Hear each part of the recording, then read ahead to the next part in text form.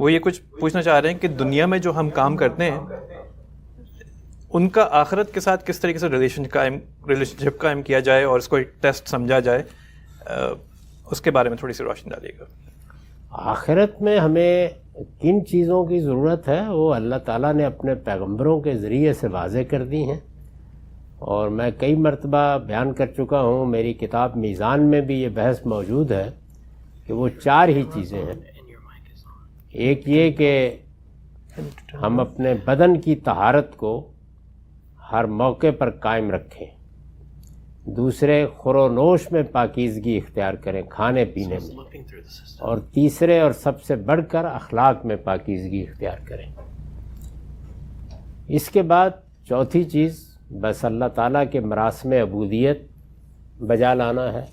وہ بھی بالکل متعین ہے، معلوم ہے کہ نماز 5 وقت پڑھنی ہے، معلوم ہے کہ رمضان کے روزے رکھنے ہیں، معلوم ہے کہ اللہ توفیق دے تو حج و عمرہ کے لیے جانا ہے، اپنے مال سے زکوٰۃ ادا کرنی ہے، اللہ کی راہ میں خرچ کرنا ہے۔ تو یہ چیزیں ہیں جن کا تعلق آخرت سے ہے، اور آخرت کے بارے میں یہ لائے عمل ہر لحاظ سے مکمل ہے۔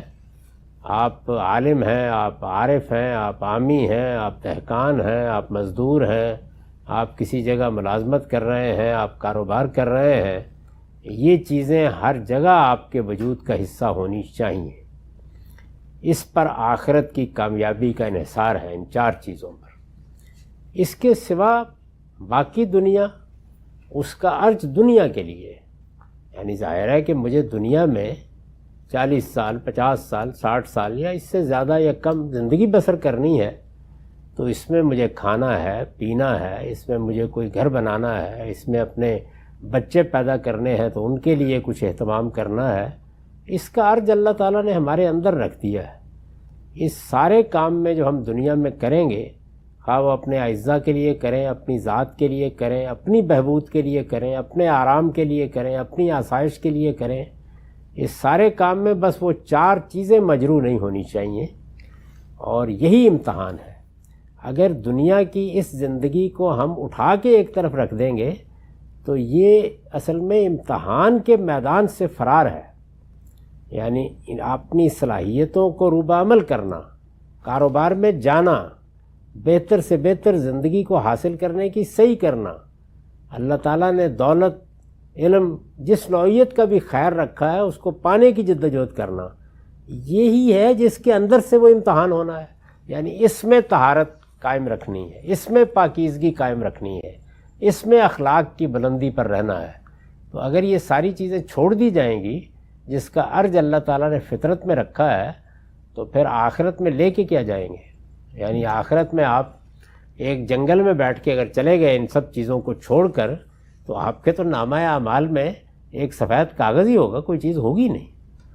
وہ نامہ اعمال میں اگر سیاہی ہونی ہے تو اسی دنیا کی زندگی کے اندر بھرپور جدوجہد کرتے ہوئے ہونی ہے، اور اگر اس میں روشنی لے کے آپ نے جانا ہے تو وہ بھی یہیں سے جانا ہے۔ تو یہ توازن ہے جو اللہ تعالیٰ نے اپنی کتاب میں اپنے پیغمبروں کے ذریعے سے ہمیں سکھایا ہے کہ اس دنیا کو بھرپور طریقے سے گزارو اپنی پوری صلاحیت کے ساتھ، لیکن جتنے بھرپور طریقے سے گزارو گے اتنا ہی امتحان بڑا ہو جائے گا، اور جب ان 4 چیزوں کا لحاظ رکھو گے جس کو تزکیے کی جدوجہد کہا جاتا ہے، پیوریفیکیشن کی، تو اس کا نتیجہ بھی اتنا ہی بڑا نکلے گا۔ یہ بیان کیا نا کسی شاعر نے کہ مراتب جن کے اونچے اور اونچے بخت ہوتے ہیں، زمانے میں انہی کے امتحان بھی سخت ہوتے ہیں۔ تو امتحان اسی وقت امتحان بنتا ہے جب انسان بھرپور زندگی بسر کرنے کا فیصلہ کرے، کوئی ماں ہو، کوئی باپ ہو، کوئی رشتے ہوں، بیوی ہو، بچے ہوں، جدوجہد کا میدان ہو، اس میں مراحل آئیں، نشیب و فراز آئیں، ان سب چیزوں کے اندر سے گزرتے ہوئے ہی تو اصل میں آپ امتحان میں کامیابی یا ناکامی تک پہنچیں گے۔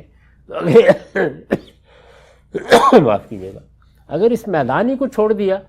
تو پھر اس کے بعد آخرت میں لے کے کیا جائیں گے؟ بہت شکریہ سر، بڑے اچھے طریقے سے آپ نے ایکسپلین کیا۔